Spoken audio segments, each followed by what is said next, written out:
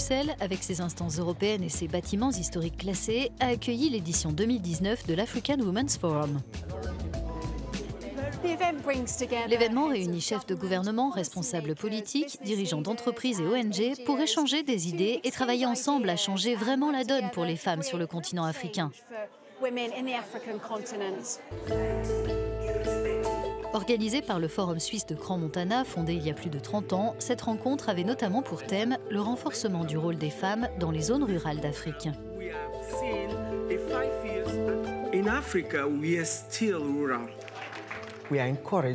Nous encourageons les femmes à faire de l'agriculture une activité. Elle ne doit pas être uniquement une agriculture vivrière.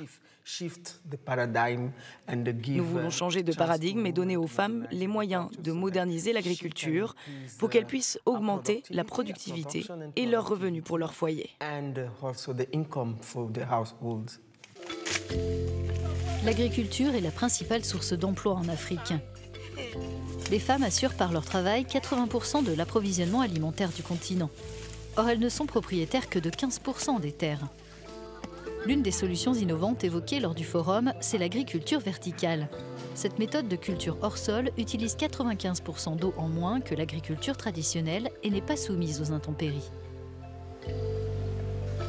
Dans l'agriculture verticale, on n'a pas besoin de terre. Tout ce qu'il faut, c'est de l'espace. Quand une ou deux femmes peuvent avoir un espace donné par la communauté, elles peuvent construire leur propre ferme verticale. Ce qui veut dire que par la suite, elles peuvent avoir une certaine indépendance qui bénéficie à leur famille et à elles-mêmes. Si on peut donner aux femmes africaines cette opportunité de nourrir leur famille et d'utiliser le surplus pour en faire une entreprise, il est clair qu'on va dans la bonne direction. Selon la Banque mondiale, l'agrobusiness représentera en Afrique subsaharienne 1 000 milliards de dollars d'ici 2030.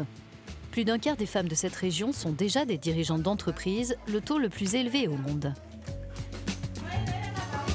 Mais celles-ci sont largement désavantagées quand elles veulent développer leur activité. Elles obtiennent bien moins de financement que les hommes, l'écart étant de 20 milliards de dollars.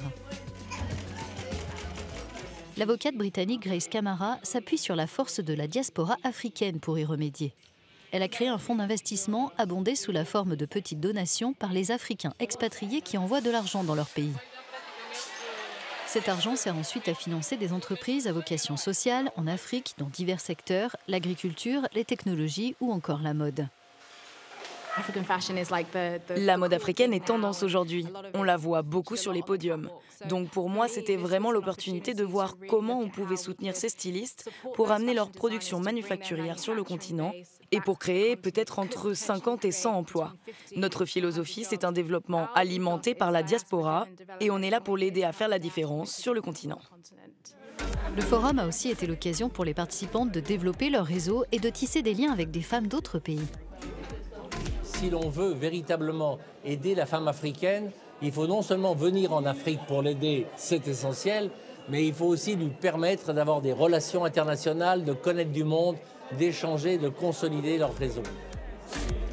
Pour le forum, un dernier constat s'impose. En devenant indépendantes financièrement, les femmes contribueront aussi plus largement à la lutte contre la faim, la malnutrition et l'insécurité alimentaire en Afrique.